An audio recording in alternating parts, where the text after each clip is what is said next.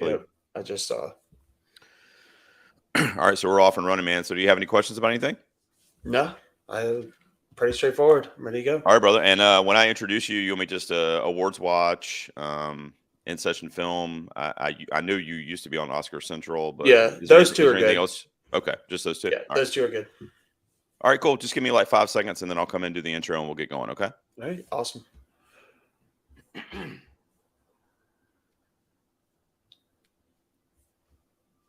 Good evening, ladies and gentlemen. Welcome back to another episode of Two Peas on a Podcast. I'm so thrilled that you joined us again this week. And it is Two Peas tonight. Gerald here with you, of course, on the main show again. And I brought in a first-time guest yet again. I love it. I love it. 2023 is so many first-time guests.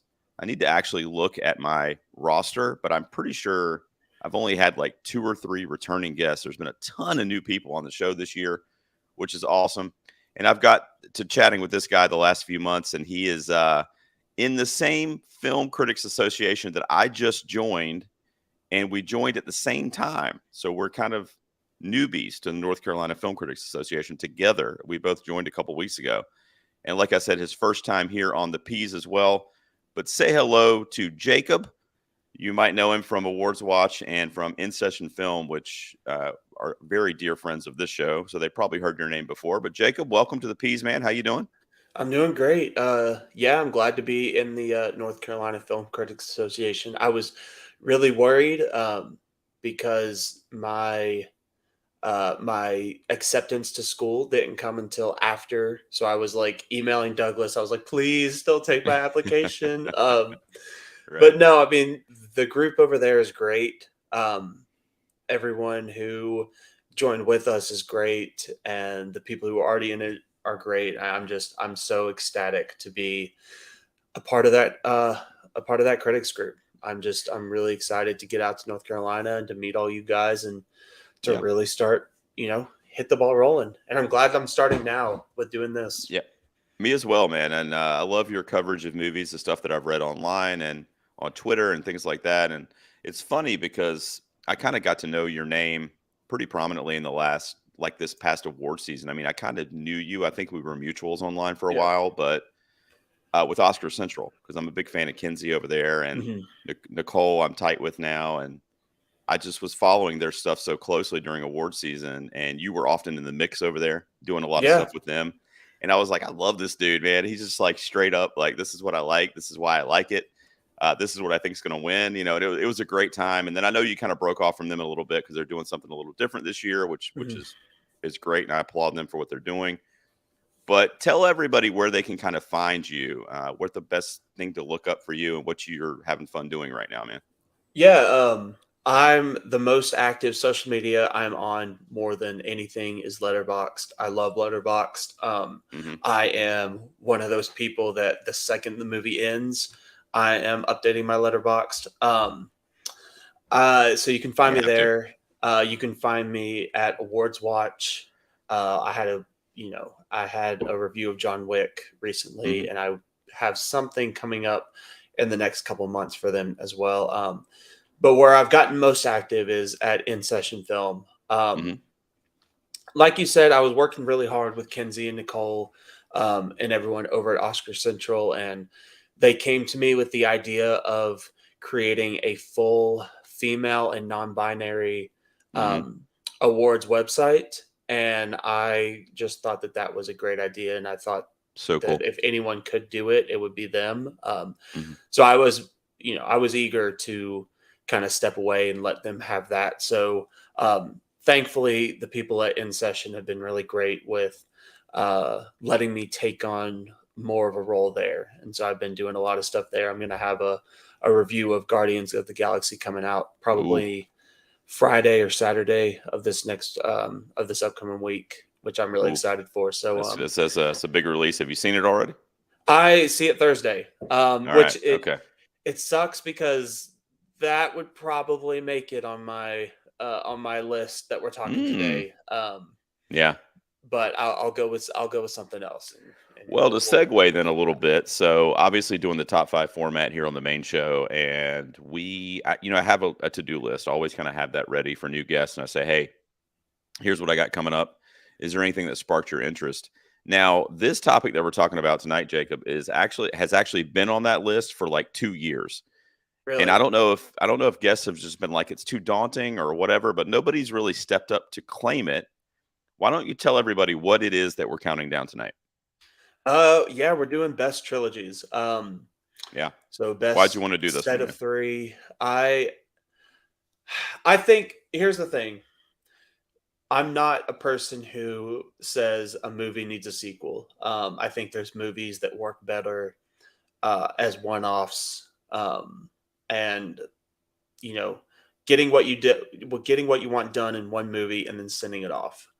However, I think if you can pull off a trilogy and make every single um, version that you release as good, if not better, than the one Hmm. before, I think that that's a really special thing, and I think I it's agree. really special for filmmakers um, who can get it all the way through. I mean, there's some of the best trilogies that have a great 1 and 2, and then the 3 is awful.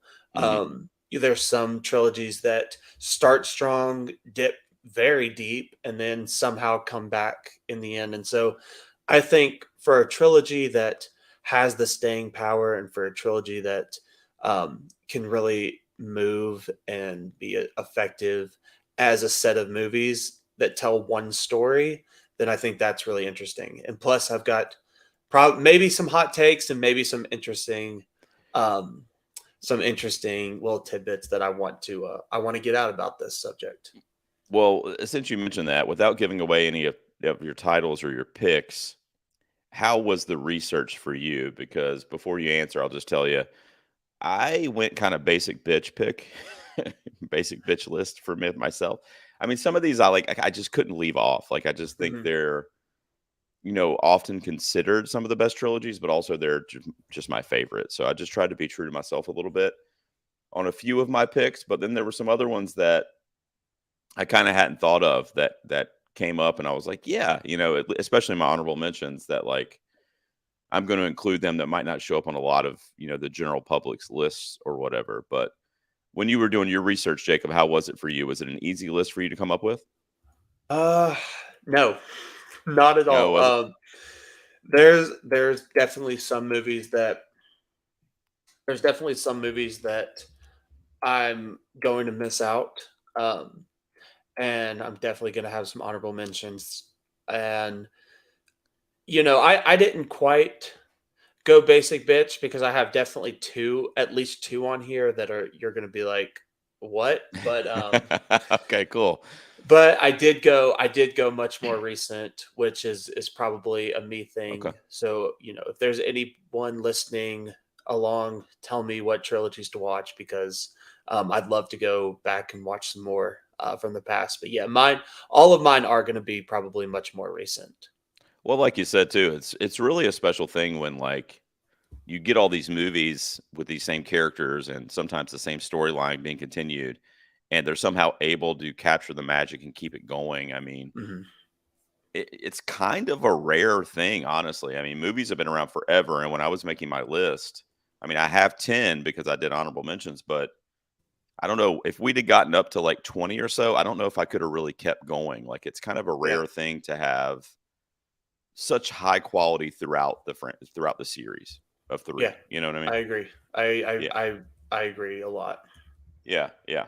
All right, man. So let's get it going. We're gonna do our top five movie trilogies with Jacob Throneberry, and I'm excited that you're here, man. First time guest of the show. Why don't you get us started, buddy? What is your number five trilogy and why? You said this one might be a little bit of a head Okay, scratcher, right? So, so this one might be a bit of a stretch, but I've got my reasoning. all right, sure. Let's hear it. So this is a trilogy. There's actually four in it. However, All right. I think two, three, and four is what tells one story, Mm, and it even has a scene where at the end of two, he's running, and at the start of three, he is still running. It's that cohesive of a story, mm. and I think even though one is still part of it, I think that that is much more of essentially a prologue to what the actual story is. Mm. and I'm gonna say John Wick 2, 3, and 4. I kind of thought that's where you were going. Yeah. That Um, was where you're going. I'm not gonna. that's I'm exactly not what gonna. I Go ahead. that's I was exactly gonna say. how I I was gonna say felt I'm not leaving. gonna. I was gonna say I'm not gonna give you shit for it Yeah, I mean because that's how I felt leaving the theater was that 2, 3, and 4 was one trilogy. It was a cohesive, these are mhm, the chapters of a story, and John Wick 1 is the prologue that sets up the world, tells you about the characters, gives you a little bit of insight to the actual story that is coming. mhm.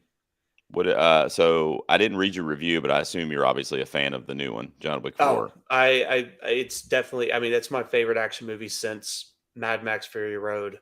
Nice, And it's still my number one of the year. nice. It's I think it's probably one of the greatest action movies ever made. Um, they a perfect blend of humor and just the most insane action sequences you will ever see in a movie. Um, I think that, and I'm not an action person. I was very much against the John Wick franchise, and then Eric Anderson from Awards Watch asked me and said, "Hey, would you like to do John Wick?" And I said, "I've never seen a John Wick," and he said, "Okay, we'll start watching." So I watched all three of them the week of John Wick 4 to prepare Oh, myself for nice. them, and For the I first think time. yeah, Oh, and wow. Okay. I'm not a huge fan of John Wick 1. I definitely think that that's the weakest of the bunch, but I think 2, 3, and 4 is where that really picks up and really kicks off to keep elevating with every film until, like I said, it's so cohesive of a story that at 2, after he gets excommunicated, he is running through New York, and then at the start of 3, he is still running through New York in that Mhm. same hour time span. Yeah. Which I think for me, what a trilogy does best is a trilogy tells one story over a set of 3 films, and I think that's what that did. And Mhm. so for me, John Wick 2, 3, and 4 is my action trilogy um, That's cool. spectacle of a pick. I could see what you're saying too. And I actually was kind of John Wick popped in my head a little bit when I was doing my research for this, and then when I knew we were doing the topic. But at the same time, I was like, okay, well, that's 4 films. I don't know if I can get away with that. So I didn't even. It was just like a passing thought. You know what I mean? Mhm. Like, had there not been a fourth one, then it probably would have been on this list. If it had ended after 3 or whatever. But John Wick 1's my favorite. I know you said you weren't huge on it, but that one just did. And you've probably heard this argument before, but just the simplicity of it, Mhm. just and kind of to your point too, because you're talking about 2, 3, and 4 as being your essentially your trilogy here. So it kind of proves your point that you're making as well, is that it's kind of a one-off movie where it's Yeah. like it's a straightforward revenge film, and Keanu Reeves was I don't know, I feel like maybe his best in that movie from an acting perspective, and then it got super super heavy action Mhm. based as the series went on up until part 4, which we just saw, which was like you said, I mean, some of the best action we've ever seen in the history of movies. So it wasn't so much about the performance anymore; it's more about the acting and the fight choreography and that kind of stuff, which is great. I mean, don't get me wrong. I mean, I love it, but I think the first one just spoke to me a little bit more because of that kind of personal connection that movie had, and that it was so simple. Yeah. And I'm kind of a simple guy, No, but I love I John Wick completely get franchise. that. I Yeah. completely get that. And I watching John Wick 2, 3, and 4 made me respect John Wick 1 much more because John Wick 2, 3, and 4 those are much more action heavy. You kind of have a villain. I mean, he kills so many more people in John Wick 2, 3, and 4, but it really has me respecting what John Wick 1 did and the world building that it did, and understanding that there might be the most exposition in John Wick 1, but that it's needed to tell again that trilogy of movies coming after it.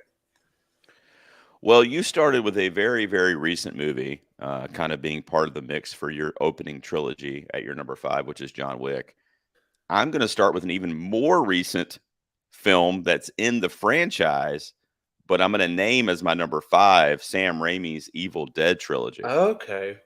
All right, that's my number 5. So we're going all the way back to 1980 for the first film, or 81 actually for the first film, Evil Dead, and then of course we have Evil Dead 2 and Army of Darkness. So that's the Sam Raimi trilogy. Kind of started this franchise Hmm. and started a lot of really revolutionary things in the horror genre too, that kind of have become staples of Sam Raimi's career, even with movies like Spider-Man and stuff that he did. But the fast POV shots with the camera tracking and Hmm. kind of chasing its subject, if you will, that kind of stuff wasn't done to that level of intensity prior to the Evil Dead films.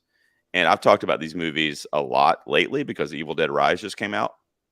And I'm interested to see if you're a fan of these or if you've seen them. But as you can probably tell behind me, but I'm a huge horror fan. I mean, that's my favorite genre of film. Hmm. So I had to make sure some horror got some representation. And as a true trilogy, I felt like Evil Dead was the one that would not raise as many eyebrows because I thought about Scream because 1, 2, and 3 is kind of a trilogy.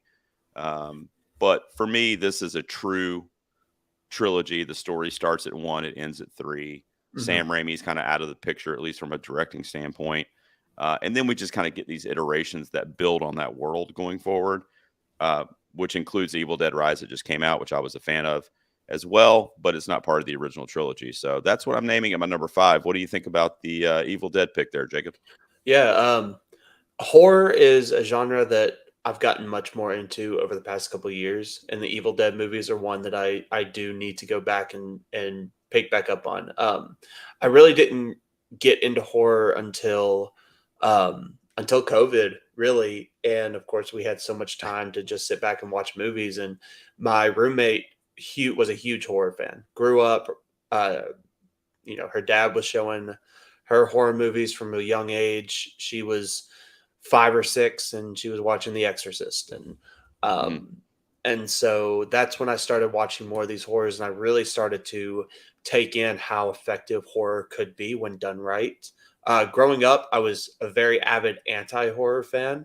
The Okay. first horror movie I ever actually saw was The Conjuring, and I was Ooh, dragged to the theater. bruh. Um, What an I intro, what an intro, man. Wow. I wasn't old enough to buy a ticket myself, so we had to go to the theater 30 minutes away that we knew didn't card people. And I was dragged and bullied into going, and I'm very happy that I did because I found the genre that I love, and I found um some of the most effective movies are used with horror. I mean, I'm wearing a Beau is Afraid shirt right now, and I've seen There it you go. twice already. And I'm seeing it um, tomorrow for the first time, so don't drop any spoilers or anything. no spoilers. I just say text me when you're done I'm going to a because matinee tomorrow, and I'm like kind of wow. nervous because I'm nervous because I've seen like Loathe, and then I've seen people like yourself that love it. So I love Ari Yeah. Aster, so I'm a little nervous, but I will say the one thing that I wish I knew going into it. It's not a horror movie, it is a comedy. Go in mhm, thinking it is funny because it is yeah, funny. yeah. Um, but yeah, I the Evil Dead trilogy, I actually was talking to someone recently about how I hadn't seen those, and they are ones that I've been wanting to get into, because I've heard how great Sam Raimi is at doing those movies, and how good they are as movies as well. Well, it's funny because too, and you'll know this when you dive into it or whatever. But the first one is a cult classic, and it's Mhm. just like I said, it was revolutionary for just the different camera shots and the swings that he was taking in 1981 were. I mean, you see him now, and it's like you could see something like that on television. But in Oh, 81, it was kind of crazy to see the things that he was doing and the amount of blood that he was using and, the gruesome kind of nature of everything. And then he kind of remade his own movie with Evil Dead 2 because it's really the same film, which is funny. yeah. It's almost a remake of the first one, just with different characters, a little bit different setting. Obviously, Bruce Campbell's still there. Some new stuff gets introduced with the Book of the Dead and so on. And then Army of Darkness, the third film, is like just crazy, just out of this world, like taking all of that lore and just making it really fantastical. Um, but Sam Raimi, it's just cool to watch him back now and just see how experimental he was and how he kind of found his own way Mhm. through the Evil Dead and kind of like different things that he did as a filmmaker to kind of, you could tell he was self-taught in a lot of things that he was doing with camera work and that kind of lighting and that kind of thing. Mhm. The practical effects, I mean, all that stuff. So it's easily one of the best, if not the best, as far as consistency is concerned, horror franchises, because there's no duds in the Evil Dead. They're all Yeah. at a minimum, you could say they're all good movies. But that's my Oh, number well. 5, the Evil Dead trilogy, the original trilogy from Sam Raimi, and we're up to our number 4s. What do you got at number 4, Jacob? So my number 4, I'm kind of tossing and turning between my number 4 and my number 3. Hmm. Um, but I will say, okay, for my number 4, I'm going the Toy Story trilogy. Um, Okay. I am not. I think I think Toy Story 1 was a good movie for when it was released, a great movie for when it was released. I think it's Hmm. revolutionary. I don't think it has particularly aged super well. However, I still like it. Still like it a lot. I think Toy Story 2 is a pure advancement on that movie in every way. And I think that they have scenes. I mean, they have scenes like the ones that get passed around TikTok and Twitter of him cleaning Woody that is Hmm. just like a flex from an animator saying, like, this is what we can do. Hmm. And then I think Toy Story 3 is a full blown masterpiece of a film. I think it's a movie that ages with the audience. I think it is a movie that understands that just as Andy in the movie is getting older, the people who grew up watching Toy Story 1 are getting older as well. And I remember seeing Toy Story 3 in theaters and was just absolutely blown away. I thought, from a filmmaking standpoint, I thought it was absolutely perfect. Um, it really kind of harpened on so many of the things that the Toy Story movies had been setting up in the trilogy. Buzz finding his voice, Hmm.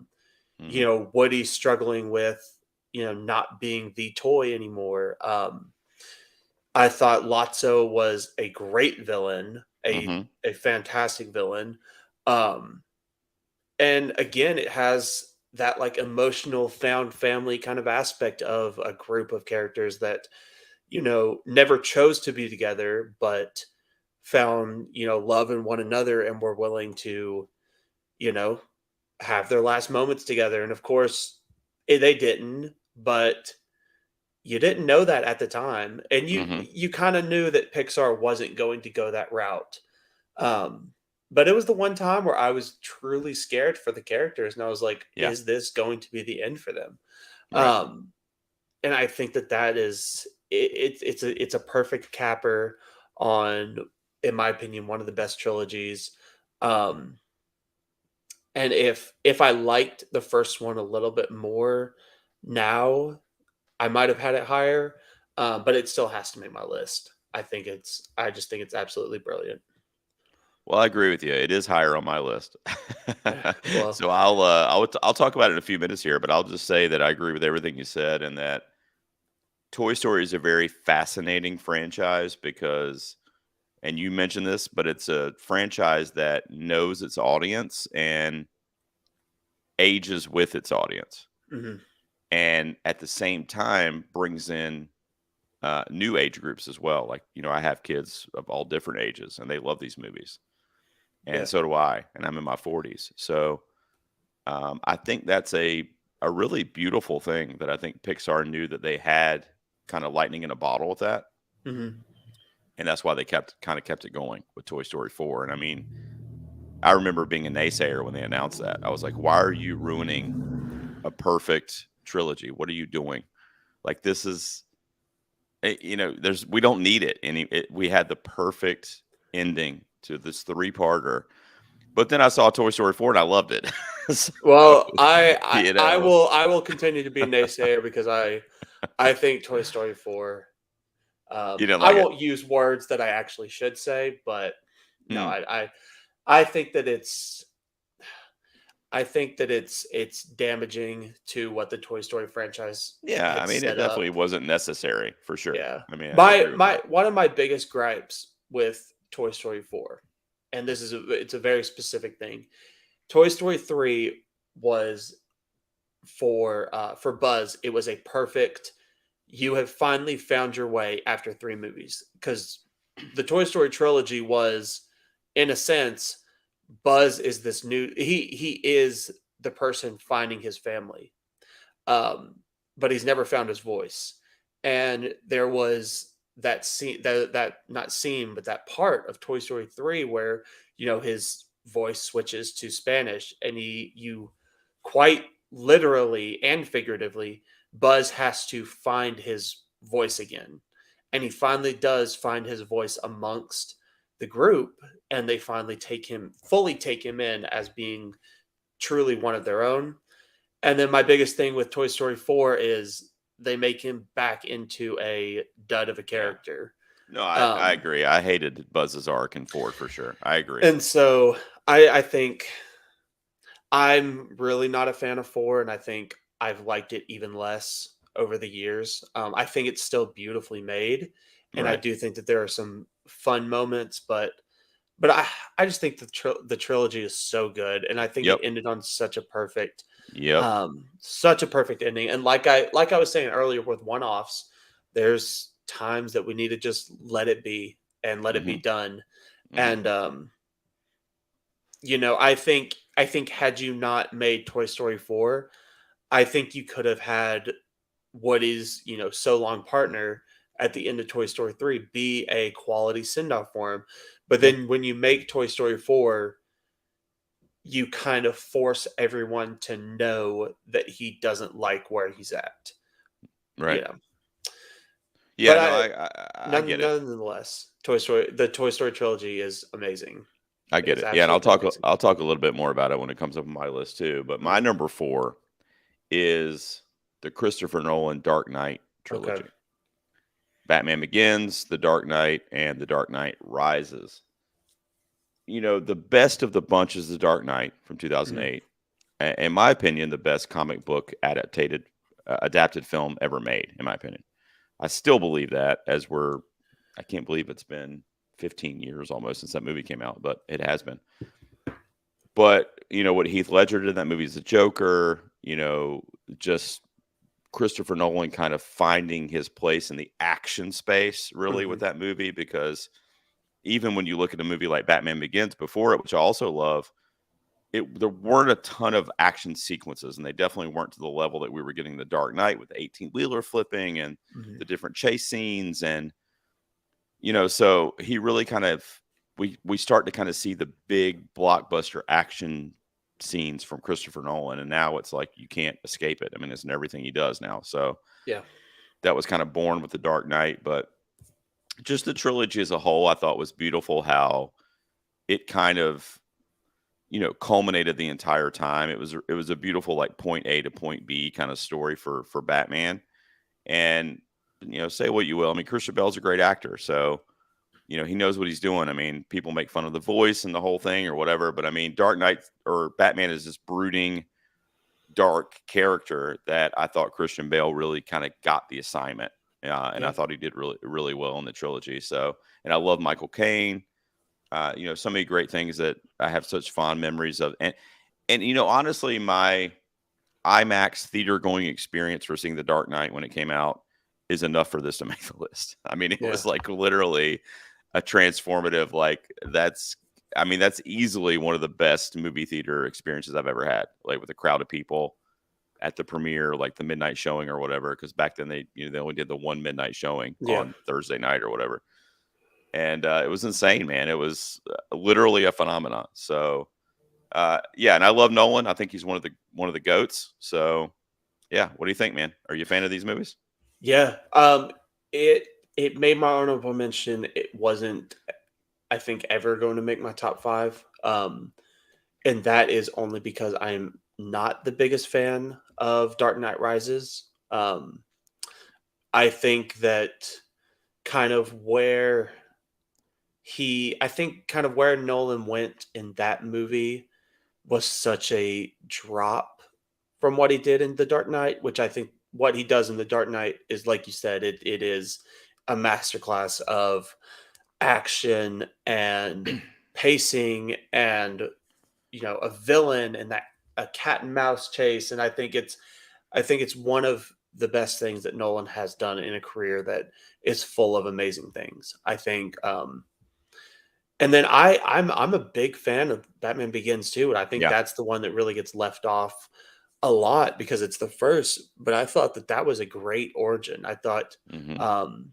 Liam Neeson was fantastic, and It's I so good, thought man. So the good. everything in that movie was just so so good. Um and of course, like you said, I mean, Heath Ledger was a fully, fully, fully amazing and driven actor in that film. And Hmm. it's say what you want about the movies, say what you want about the trilogy, say what you want about the character of Joker itself. You know, that is still down as one of the best acting performances Oh, that for sure. has been seen. For sure. Um, it's truly, truly amazing. But I like the pick. I vibe with the pick. Um, again, it's not on my list of 5, but I still think that it's a very, very good pick. Cool, man. Well, there you go. The Dark Knight trilogy is my number 4. You had Toy Story at 4. What's your number 3, Jacob? This one, I think people are going to scream at me, Oh no. but you've got to understand what I've got in my background right now. Oh, is that Multiple Spidey? multiple Spider-Man. Oh, okay, yeah. It's the MCU Spider-Man trilogy. Oh, the MCU one. Okay. All Yeah. right. I thought you were going to go back to Sam Raimi for a second, No, I which I could considered do an his entire Spider-Man trilogy. podcast Yeah, over Spider-Man 3 and how not I making know. Harry Osborn the villain is probably one of the worst moves in movie history. Um, well, I equate that to not making Kylo Ren the villain in the Star Wars trilogy, but Sure, yeah. no, I think what the MCU trilogy does is for a Spider-Man fan perfect, and I think from a storytelling aspect almost as perfect as you can get. The Spider-Man trilogy doesn't create Spider-Man in one movie. And I know we get multiple more where we see Spider-Man in, Avengers and all that kind of stuff. Um, but what the Spider-Man trilogy does is over 3 films, it tells the story of how Spider-Man becomes to be Spider-Man. It is the transformation of, Spider Boy to Spider Man. And Hmm. I think, you know, you've got you've got Homecoming, where he is a kid. He's 15 years old. He got Spider-Man powers. He's met all these cool people. He, thinks he's the shit. He wants to be the coolest guy at the party. He wants to date the coolest girls. He feels like he deserves that because he is Spider-Man. But that's not what Spider-Man is. And so in that he has to learn that like you have all these things, but you still have to, lay low. In the second movie, you get a Spider-Man who wants to put it away for a little while, who doesn't want to be who doesn't want to be Spider-Man, who wants to be a kid, almost the exact opposite of Homecoming. And then in the third movie, you get a Spider-Man who is thrust into the spotlight, who was forced to be both the kid and the hero, ultimately for everything and everyone he loves to be taken away from him, but he still keeps fighting and he still keeps swinging as Spider-Man. And I think for over those 3 movies, you are seeing this kid turn into Spider-Man. And I think for me, No Way Home is an A plus perfect comic book movie. I think it is an absolute masterpiece. I get that a lot of it there is some fan servicey moments, and I understand that, you know, bringing in the other Spider-Man, whatever, like there's bad jokes. I get that. But I think from a story standpoint, the people Mhm. that the things that people were wanting from Spider-Man, the struggles, you know, the lack of funds and the lack of necessities, and they got that, you know, like, Mhm. and I think it's one of those things where the people who were screaming from the first movie saying, you know, he's given everything. He doesn't have to work for anything. That's not what Spider-Man is.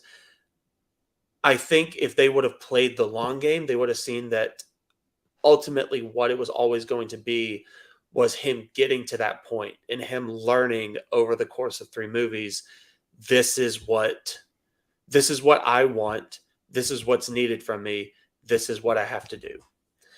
And so for me, I think that it's I left the theater when I saw No Way Home, and I said, you know, this is personally one of my favorite trilogies that I've ever seen. That's great. Well, hearing you talk about it, I'm surprised it's your number three. I'm excited to see what you have in your top two, though. But I have so, two more that like it's 5 out of 5 A plus across the nice. board. So, I guess Tom Holland, is that your Spidey then? Is that your Spider Yeah, Man? yeah. Yeah. I think that Toby and Andrew both possess a lot of things that I love from Spider-Man and Peter Parker. Mhm. Um, but I think Tom Holland, Yeah. especially after No Way He was Home, good. Yeah. is a he understands. He, He you was know, good. he I think knows what it is. sometimes, yeah, no, he was great, man. I think sometimes it's a product of nostalgia too, and like Mhm. when you came to it, and I Tobey Maguire is my Spider-Man just for that Yeah. reason. I mean, just No, I get it. because and there was such a lull in superhero movies prior to Sam Raimi's Spider-Man coming out, where it was like they weren't being mass produced like they are today. Mhm. So when it came along, it was like truly a like blockbuster event, and in my mental, like, I don't know that I mean, I would not argue with anybody because I think Garfield's probably the best from an acting perspective. Yeah. Toby Maguire is going to get people like me who are remembering the nostalgia of living through it. And then Tom Holland is the best just for pure, like, he matches kind of the character. He kind of matches what Peter Parker is in the Mhm. comics. It was beautiful casting, I felt like. So, yeah, I see it, man. I get it. I'm surprised it's your three because I can tell how passionate you are about it. So I'm excited to see what your top two is. But there you go. The MCU iteration of Spider-Man is your number three. Yeah. My number three you already talked about, so we'll just touch on it briefly. But it's the Toy Story franchise. Okay. Toy Story 1 through 3, really. I mean, we kind of already talked about it, how Toy Story 4 inadvertently kind of ruined the trilogy, but I'll pretend like it doesn't exist for this conversation.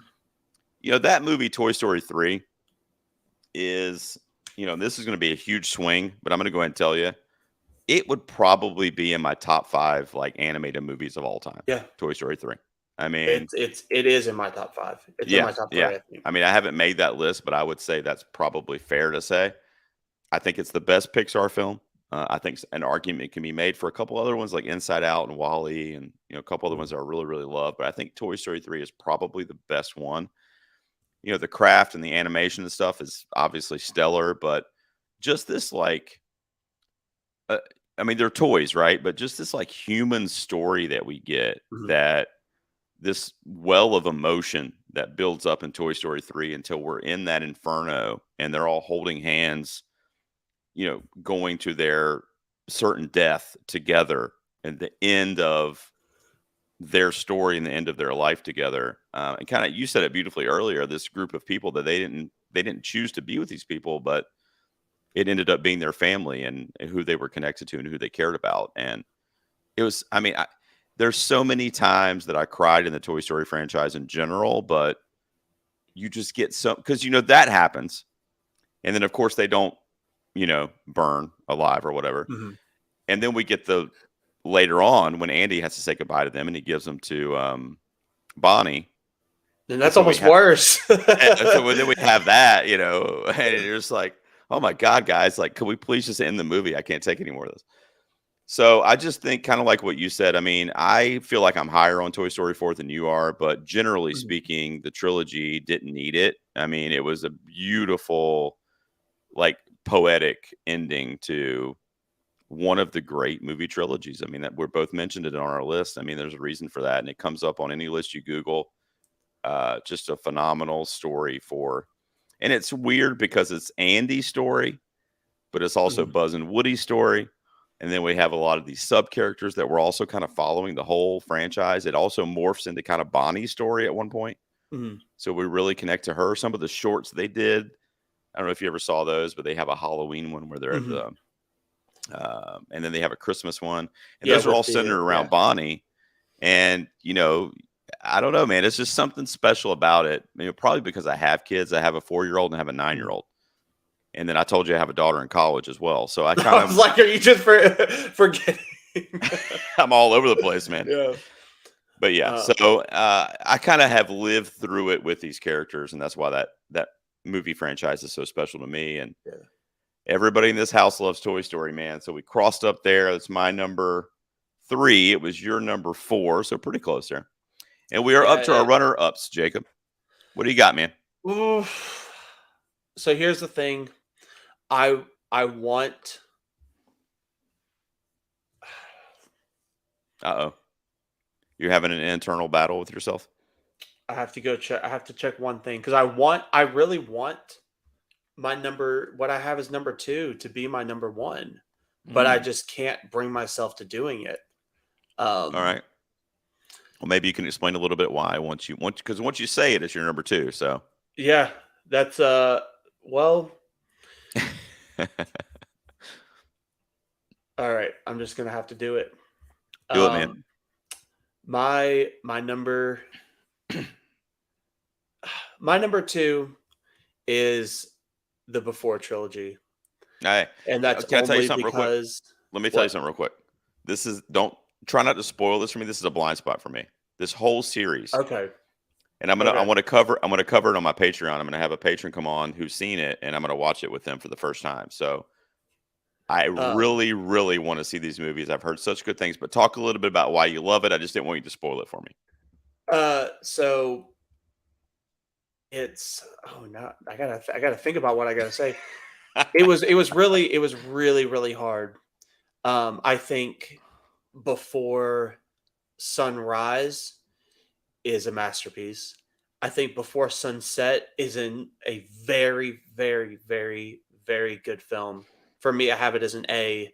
Um, it doesn't quite in my brain cross over into that A plus threshold. But I know a lot of people who say that that's their favorite. For me, that one was my least favorite, and I say that as someone who still has it ranked as an A. um, Hmm. and then Before Midnight, I think is probably one of the most excruciating watches you could ever see, and it's my favorite of the three.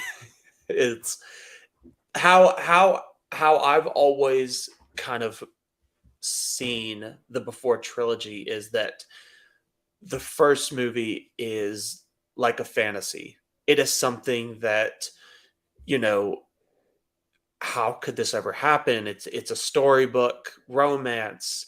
Hmm. It's the most perfect night with the most perfect person.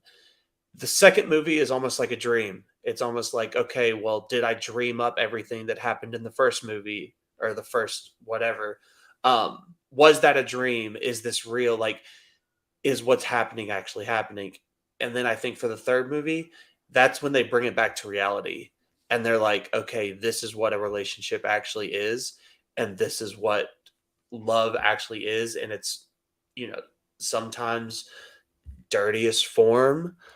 Hmm. Um, but I truly think that as a trilogy, it is a masterful, perfect, top to bottom, the best romance movies, the best romance story that has ever been made. I think uh, what Linklater and Hawk and oh god, I am forgetting so her Julie name. Delpy. Yes, yes, yes, Hmm. yes. What they do in these films is well. I'll say it's catching sunrise in a bottle instead of lightning. Correct me if I'm wrong. Are they doing another one though? I thought I saw an announcement that they want to do another one. So people say it all the time. Okay. I don't think there's ever been an official announcement. All The right. Okay. people always say like there's going to be a fourth Before movie called Before I Forget. Um, Okay. do what I wanted to happen? Honestly, sure, because I think I trust them wholeheartedly with what they've done. Hmm. Um, but I don't think anything has actually been confirmed. Um, Gotcha. Well, for it. we did. It was a few months ago, but we did our top five movie blind spots, movies that we just haven't seen, and this was in my list because I've never seen any of them, and I've Oh heard God, such good things about them. I love Ethan Hawke. I love Linklater. So one of my patrons heard that episode and hit me up, and they're going to come on. And I have this series called My First Time on Patreon where I watch okay, something for the first time. So I'm going to go through all of them. I'm excited. I'm not sure when that's going to happen, but I'm waiting to do it for the series. But so I don't have a lot of commentary because I haven't seen them, but I really, really want to see them. So yeah. there you go, the Before trilogy. They, And I that mean, was, if you are into anything romance, yeah. that has to be on your list. Oh yeah, I'm a romantic dude. I mean, you could tell Yeah. by looking at me, I'm sure. So watch those, and then you have to buy the Criterion because it's one of the best Criterion sets imaginable. Cool, man. All right. Well, we haven't talked about my number two yet. My number two, I said at the top that I went kind of basic bitch with a couple of my picks, and that's basically my top two. So sorry, I am who I am. But my number two is the Back to the Future trilogy. Okay. Guys, anybody listening that's a regular listener is like, oh, okay, yeah, sure. But yeah, Back to the Future, the first movie is like probably my favorite film of all time, period. Yeah. It's either that one or maybe Unforgiven by Clint Eastwood, but those two are like a neck and neck race. Goodfellas, Marty Scorsese, but those three movies are kind of like always going for the finish line for my favorite movie of all time. And when I watch one of those three, I'm like, this is my favorite movie of all time Mhm. until I watch the next one. But this one is obviously one of the greats. And then the sequels, I thought really built off of kind of this, because they made this movie about time travel and it was really quirky and really silly. And they didn't know what they had, I don't think. And when Mhm. it blew up and became a certified blockbuster, they were like, all right, we're going to do it. And they kind of built off of that because you could take time travel in general, and I don't mean just in Back to the Future, and create such just in infinity what you could do. Mhm. I mean, you could put it in any scenario in history. You could create any scenario in the future that you want to come up with. Like, there's literally no limits to what you could do. So they decided to take the sequel and put it in the future with the same character. So not far enough into the future, but we still get to see them kind of grown up. Michael J. Mhm. Fox, Marty McFly. And then they take the third one and it's in the old West, right? In the 1800s. And we kind of get to see it in the past. So it's a little bit of everything, and the first movie was obviously present day, which back then would have been the 1980s, which I'm a huge fan of. I mean, I've talked about this movie 1,000 times on this podcast before. It's one of my favorites of all time. And I think the trilogy gets weaker as it goes along. Like if you're looking at individual films, like the third one is my least favorite, for example, but I still love it. This is one of those trilogies where I look at it as kind of like one long movie, Mhm. if that makes sense. Yeah. I think you were kind of saying that with John Wick 2, 3, and 4 as well. It's kind of like one cohesive kind of epic or whatever. And that's kind of how I look at Back to the Future 1 through 3 is that they have to kind of go together to give you that full experience. But I just can't. I don't know, man. Anytime the 1985 Back to the Future can fit on a list, I can't not put it on there. Yeah. So I'm just telling you. So Yeah. Back to the Future, my runner up. Are you a fan of these films, Jacob? It's in my top 10. It's one of my honorable mentions. I think Back to the Future, like you were saying, it's a perfect one of a kind movie. I do think that it is probably one of the best movies ever made. I think just everything about it, from from going back to the past and from the coming of age aspect of it to the sci-fi elements. Um, I think there's so many iconic things. The DeLorean, um, you know, getting to 88 miles an hour, like all of that is just so Yeah. so perfect. And I really do think that this is one of those, um, one of those lightning in a bottle situations where it's just an absolutely perfect movie. And I agree. I think they get worse as they go down the list. But I think the first one is so good that it really makes up I for know. I know. the It's rest of it. crazy. Yeah. And it's like when you kind of watch 2 and 3, you're off that high too. Mhm. Like this is a great marathon trilogy too, Yeah. like they all go really well back to back to back and they all have a little something to keep you engaged as a viewer. And obviously you're so connected to the characters. I mean, Marty McFly, Doc Brown, I mean, some of the most iconic movie characters ever on Mhm. film, and you're going through it with them. So Yeah. yeah, Back to the Future, my number 2. And we are up to our number 1s, Jacob. So what was in the running for the before trilogy for you? What did you decide to put at number 1? So I was looking up my letterboxd, and the reason that I didn't give before the number one spot is because, like I said, I have before Sunset as an A, not an A plus, and this trilogy it is one, two, and three, all perfect movies, all Oh, A wow. pluses. Tells a fully cohesive story. I mean, it tells one story um, about a group of friends who are trying to destroy a ring. And Mm, my number one is the Lord of the Rings trilogy. yeah. Epic. I Right out think, right outside my top 5 is my number 6.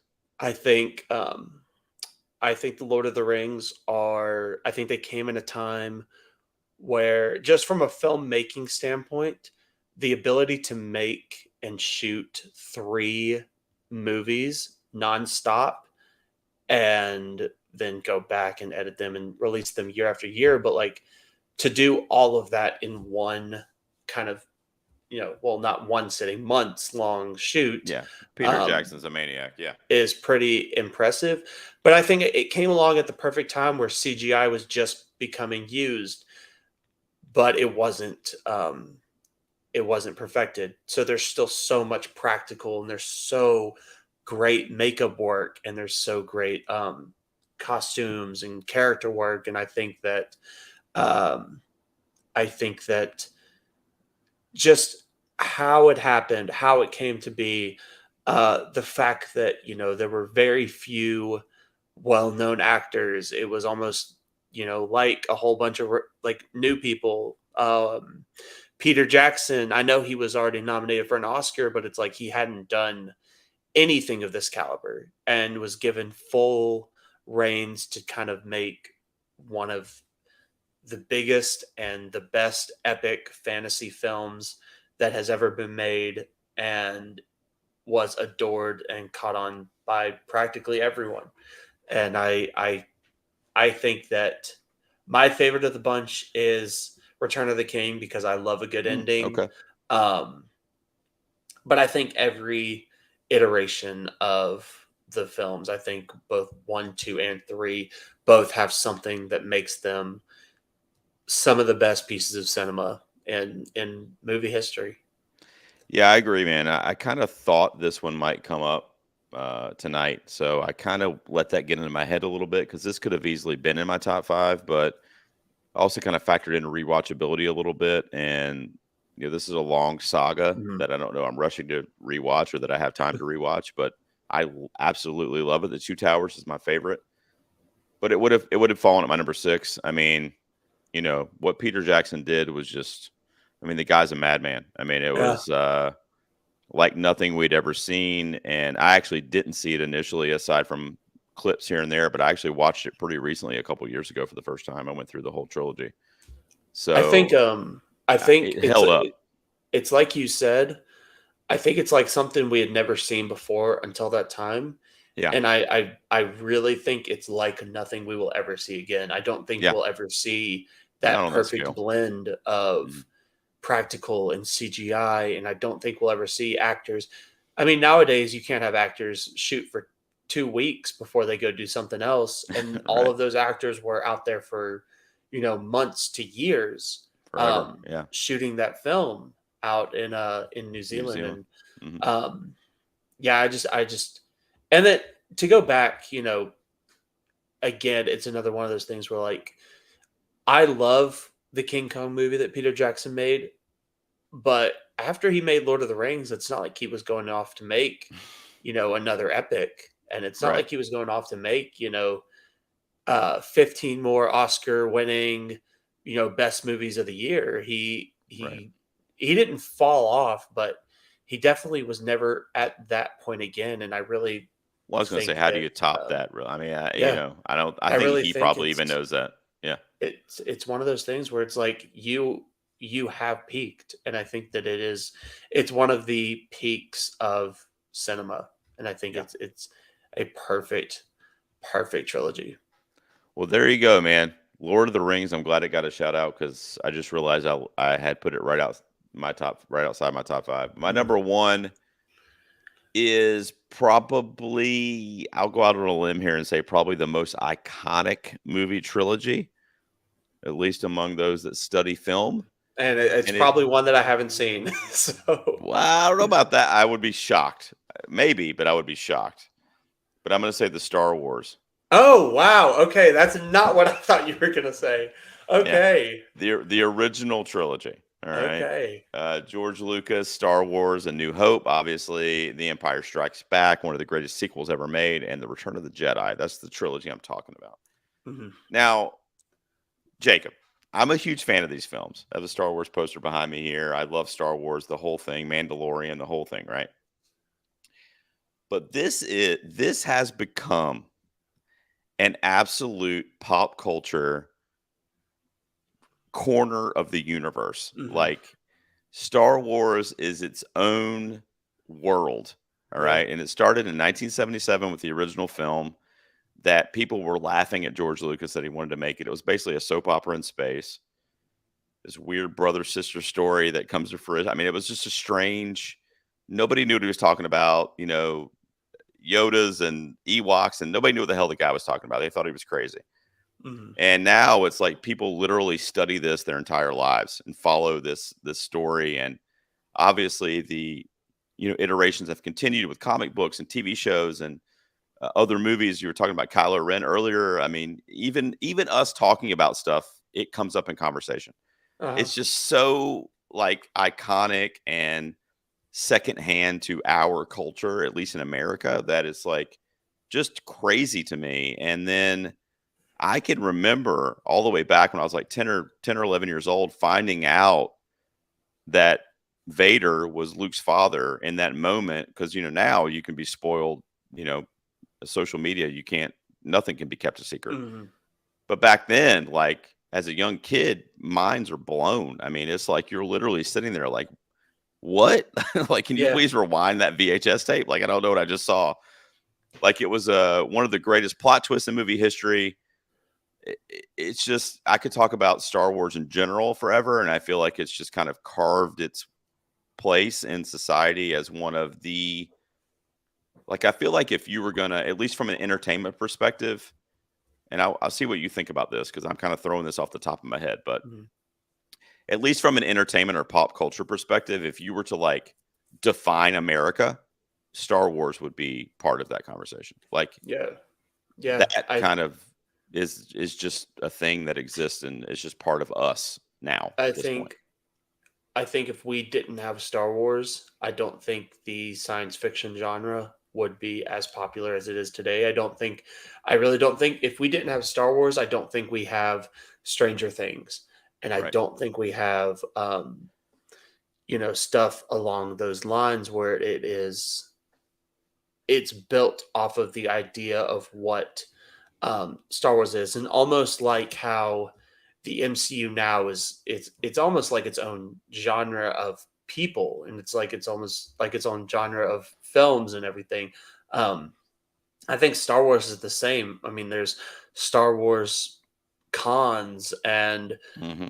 there's conventions and events and stuff where people just come and show up, and it's rooted in, like you said, American pop culture history, and it Hmm. will be for years and years to come. There's no stopping. No matter what happens or what they do, people will still seek Yep. this out and watch this. And I think, and yeah, I think that.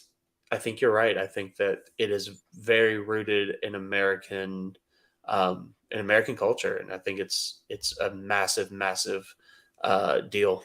And I love the pick. I thought you were going to say the Godfather trilogy, especially when you said Yeah. people who studied, Yeah. which I've never seen the Father trilogy. Oh, wow. Okay. But uh, but yeah, I I thought think the about it. Star I Wars thought about trilogy it, is but such one a in good pick. thanks, man. I thought about it, but 1 and 3 are like 2 I love. 2's a Mhm. 10 out of 10. Number 1's probably like a 7 out of 10. But number 3 wasn't a huge fan of. So as a trilogy, I couldn't really in good faith list The Godfather, even though it's probably one of the most pivotal trilogies in American history, but film history. But it's just my personal preference. So there you go. Those were our top 5 movie trilogies. Jacob, that was a lot of fun, man. We're going to take a quick promo break. And then on the flip side, Jacob and I are going to give you our honorable mentions. And we will also talk about what you guys put in the suggestion box this week for fan feedback. So everybody sit tight. We will be right back. All right, man. You doing good? Yeah, I'm good. I'm going to grab another beer, but it's right here. So I'll be All back right. in like 10 Yeah, I was seconds. gonna grab water.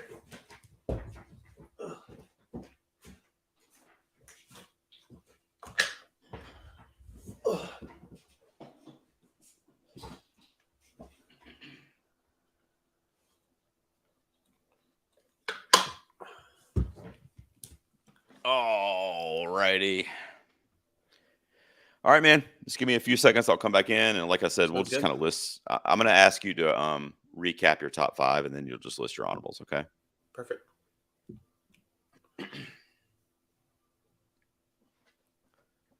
Welcome back, guys. As I said pre-break, Jacob Throneberry's here from Awards Watch, In Session Film, and just a great dude that's going to be living close to me soon. So that's really cool. Yep. But we just did our top 5 movie trilogies, which was a lot of fun. Jacob, remind everybody, what was your top 5 trilogies again, man? My number 5 was John Wick 2 through 4, which I get is funny to say. My number 4 is the Toy Story trilogy. My number 3 is the MCU Spider-Man trilogy. My number 2 is the Before trilogy, and my number 1 is Lord of the Rings trilogy. Bam. My number 5 was the Evil Dead original trilogy from Sam Raimi. My number 2 was Christopher Nolan's The Dark Knight trilogy. Number 3 was Toy Story. I think that was our sole, yeah, that was our sole crossover tonight. Mm-hmm. My number 2 was Back to the Future, and my number 1 was the original Star Wars trilogy from George Lucas. So there you go. Before we go over and see what the fans had to say, Jacob, why don't you go ahead and give some honorable mentions, buddy? Some that didn't quite crack your top 5 over there. So I mentioned some of them already with Back to the Future and like you said, the Batman trilogy. The other two I really wanted to highlight the original Indiana Jones trilogy.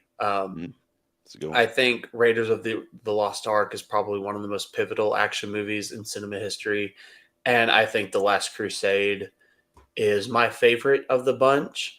I think it's a perfect Sean Connery performance, and I think that is a great trilogy. And then the last one that I wanted to say was the recent Planet of the Apes trilogy, and Okay.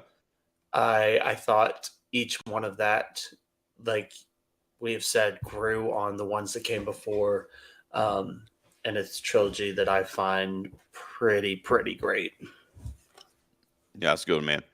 My number 6 you mentioned was Lord of the Rings, kind of a no-brainer there. And I have a few kind of weird ones, but my number wait till I get my number 10. I put it at my Yeah. number 10. I'm going to leave it. My number 7 would be what is referred to as the Kevin Smith Jersey trilogy.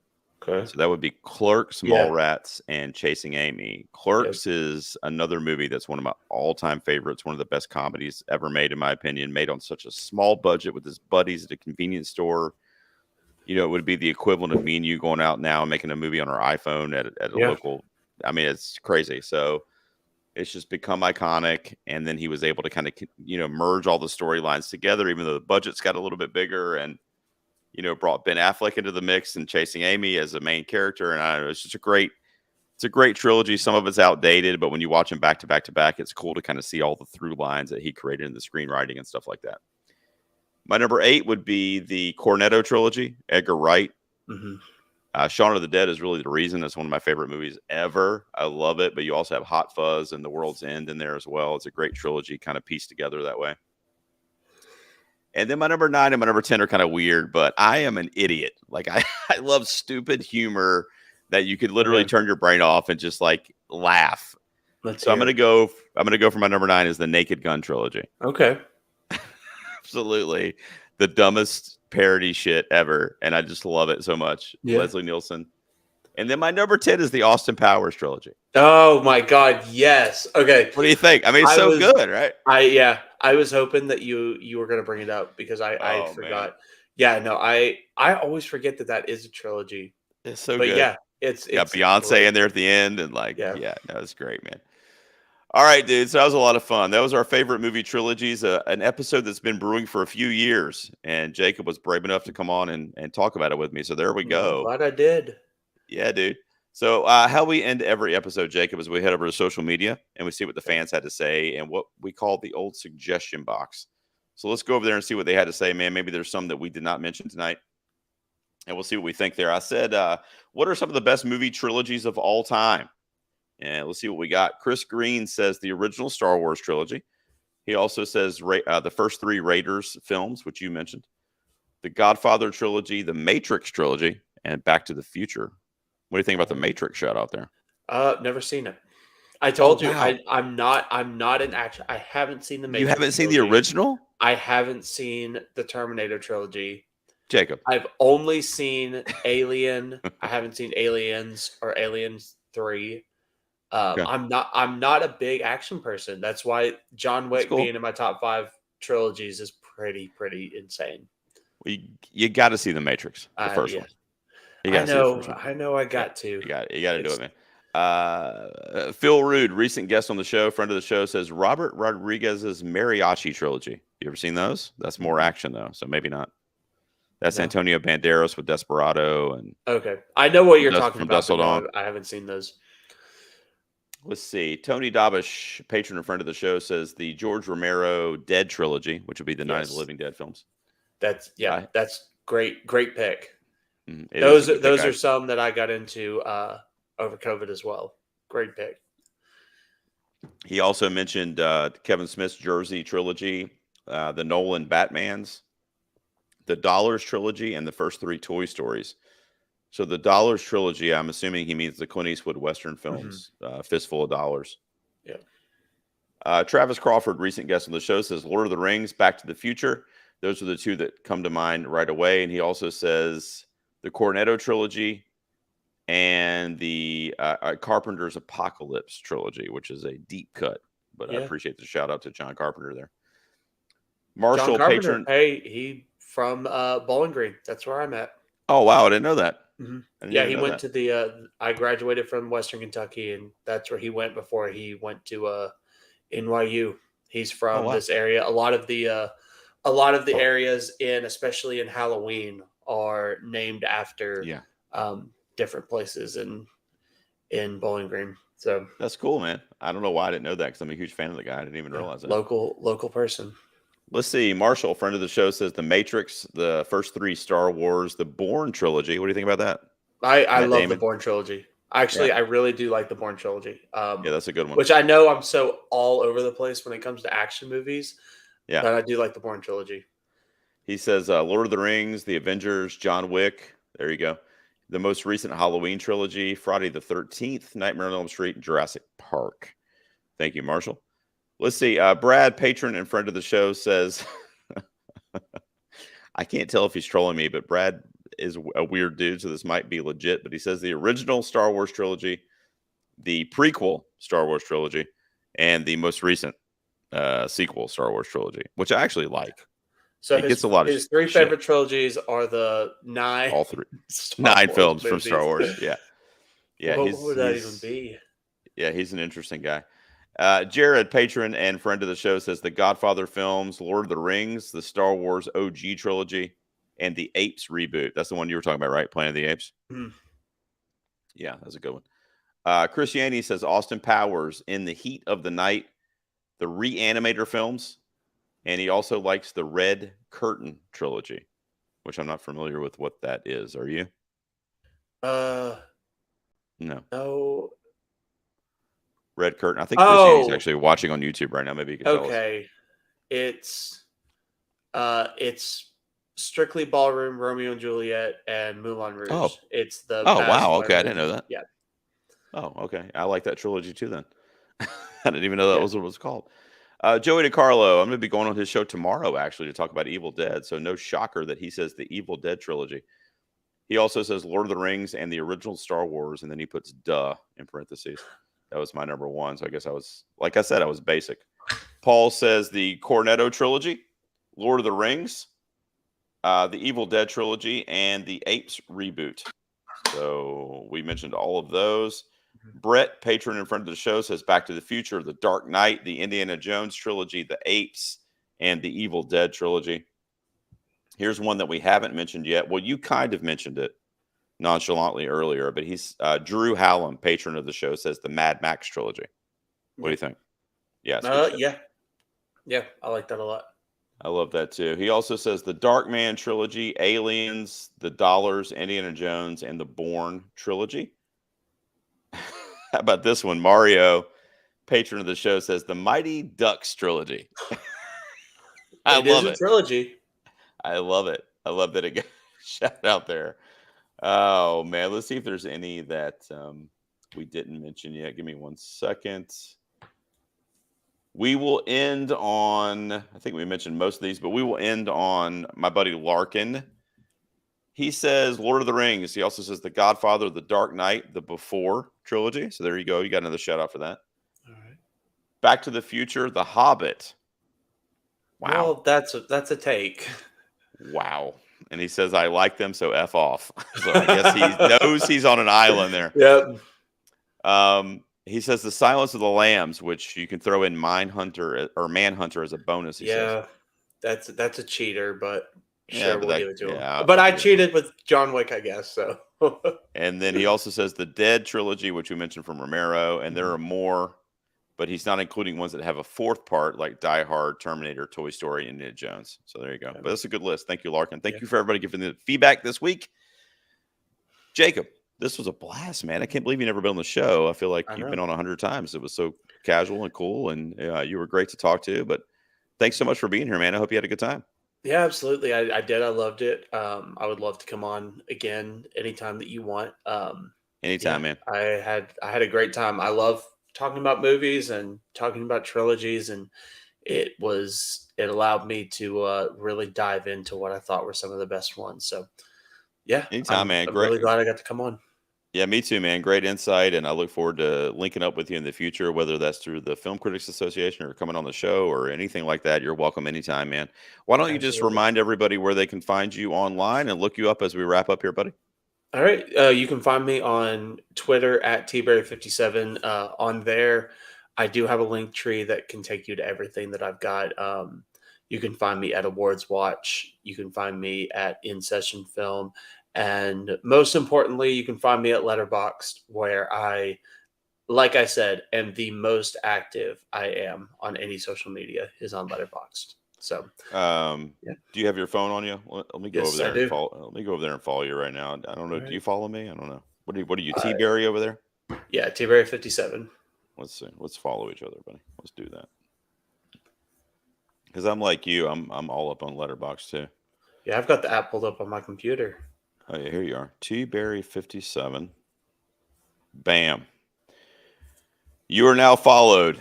You can follow back if you want, but I don't know. You might want to wait till after I do my take on Beau is Afraid tomorrow. I don't know. No, I should follow you back before you do your take on Beau unfollow is me Afraid. before after I put my review up, perhaps. I don't know.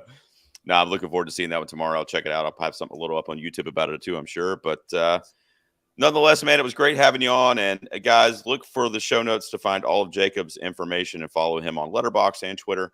And once again, man, I really appreciate you coming on to do this, man. Yeah, I agree. Thank you for having me on. Absolutely. All right, guys, we will be back next week. We'll have another top 5 for you. Until then, everybody take care. All right, Jacob, just hang tight.